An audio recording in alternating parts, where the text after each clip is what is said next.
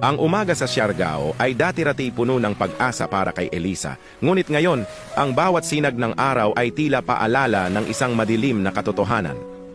Pagkagising na pagkagising, hindi luha ang namayani kay Elisa, kundi isang matigas na kapasyahan. Simula ngayon mga anak, tayo-tayo na lang ulit. Dumating si Jonah sa resort, dala ang pamilyar na supot ng mainit na pandesal at kape. Malapad ang ngiti nito. Kampanteng-kampante dahil akala niya ay nasa dulo na siya ng kanyang tagumpay. Good morning, Elisa! O, heto ang paborito nyo. Nasaan sina Joy? May dala rin akong bagong coloring book para sa kanila. Ngunit bago pa siya makatuntong sa hagdan, hinarang na siya ni Elisa. Walang emosyon ang mukha ng babae. Ang mga mata nito na dati may kilig ay tila naging kasing lamig ng yelo. Hindi namin kailangan yan, Jonas. May pambili kami. At wag mo nang tatawagin ang mga anak ko. Ha? Bakit naman? Sabi ni Joy kahapon itutuloy namin yung drawing namin sa buhangin. Sabi ko, wag mo na silang lalapitan. Mula ngayon, Jonas, lumayo-layo ka sa amin. Marunong na kami kumain ng wala kang dala. Naiwang nakatayo si Jonas sa gitna ng initan, hawak ang supot na unti-unti nang lumalamig. Hindi niya maintindihan. Kagabi lang ay tila bibigay na si Elisa. Bakit ngayon ay parang nagtayo ito ng pader na kasing taas ng bundok? Sa mga sumunod na araw, bawat diskarte ni Jonas ay sinasagot ni Elisa ng pananahimik at pag-iwas. Kapag nakikita ni Elisa na papalapit si Jonas sa mga bata, agad niyang tinatawag ang mga ito. Ang dating masayang tawanan ay napalitan ng mabigat na katahimikan. Isang gabi, sa dulo ng beach resort, muling nagiinuman ang barkada ni Jonas. Nakita nila ang matamlay na hitsura ng kanilang kaibigan. O Jonas, anyari? Bakit parang yung mukha mo ay mas mahaba pa sa surfboard mo? Hindi ko alam pre, biglang lumamig si Elisa. Hindi na ako pinapalapit sa mga bata. Sabi ko na sa'yo pre, hindi lahat ng babae kaya mong paikutin. Mukhang matatalo ka sa 5K na pusta natin ha. Akala mo ba dahil janitress lang siya isisiw na sa'yo? Ayan, mukhang natauhan na ang reyna mo. Baka naramdaman na niyang pusta lang siya. Bayad na Jonas, talo ka na. Dapat sana ay mainis si Jonas dahil sa pusta. Ngunit habang tinutokso siya ng mga kaibigan, may isang kakaibang kirot na gumapang sa kanyang dibdib. Hindi niya maalis sa isip ang mukha ni Elisa. Naalala niya kung paano kumapit sa kanya ang maliit na kamay ni Joy. Bigla, ang pustahan ay tila isang malaking kasalanan na bumabara sa kanyang lalamunan. Bakit ganito ang nararamdaman ko?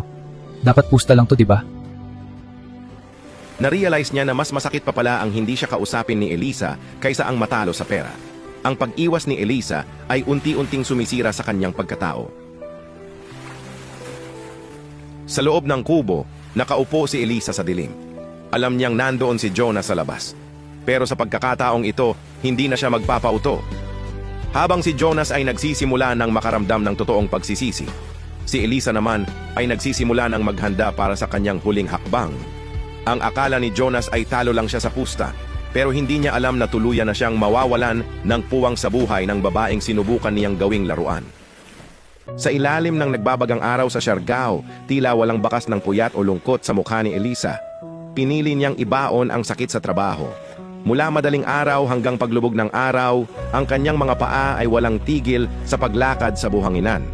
Hindi na siya ang babaeng naghihintay ng yakap. Siya na ang babaeng abala sa pagbuo ng sarili niyang mundo. Punong-puno ang beach resort. Ang ingay ng mga turista at ang tawanan ng mga surfers ay bumubuo ng isang masiglang symphony. Lihim na nakamasid si Jonas mula sa malayo. Ilang araw na siyang hindi pinapansin ni Elisa. Bawat subok niya ay nauuwi sa malamig na titig. Ang dating laro para kay Jonas ay naging isang matinding parusa. Dahil sa dami ng iniisip at sa pagmamadaling maasikaso ang isang guest, hindi napansin ni Elisa ang isang matangkad na lalaki. Nabitawan ni Elisa ang mga tuwalya. Muntik na siyang matumba kung hindi siya agad nasalo ng malalakas na braso. Oh, I'm so sorry. Are you okay? Napatingala si Elisa. Bumungad sa kanya ang isang Amerikanong lalaki, nasa 30s ang edad. Gwapo ito, may matalas na panga, malalim na asol na mga mata, at isang ngiting puno ng respeto. I'm sorry, sir. I wasn't looking. No, it was my fault. I was distracted by the view and, honestly, by you. Hindi tulad ng mga naunang lalaki sa buhay ni Elisa, si William ay may kakaibang aura. Hindi siya presko o mabulaklak ang dila. Bakas sa tindig nito ang pagiging disente. I'm William.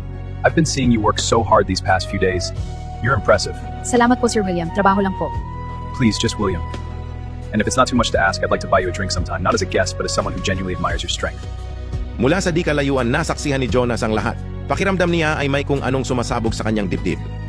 Ang selos na nararamdaman niya ay hindi katulad ng anumang naramdaman niya noon. Dali-daling lumapit si Jonas, basang-basa at hingal na hingal. Elisa, ayos ka lang ba? Is this guy bothering you? Not at all. We were just introducing ourselves. And you are?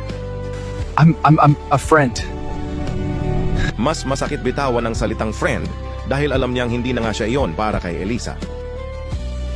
Salamat sa pagmamalasakit, Jonas, pero kaya kong sarili ko. William, pasensya na sa kanya. May kailangan pa akong sikasuhin. Bago umalis si Elisa, ngumiti siya ng bahagya kay William. Isang ngiti na kailanman ay hindi na niya ibinigay kay Jonas simula nang malaman niya ang tungkol sa pusta. Naiwan si Jonas na nakatayo sa buhanginan. Ang hari ng isla na si Jonas ay tila naging isang maliit na bata sa harap ng isang lalaking may mas totoong intensyon. Dito na-realize ni Jonas ang isang masakit na katotohanan. Sa paglalaro niya sa puso ni Elisa, nahanap nito ang proteksyon sa iba. At ang lalaking tinitignan niya ngayon ay ang lalaking posibleng magbigay kay Elisa ng lahat ng hindi niya naibigay, respeto, seguridad, at totoong pagpapahalaga. Magagawa pa bang bawiin ni Jonas si Elisa?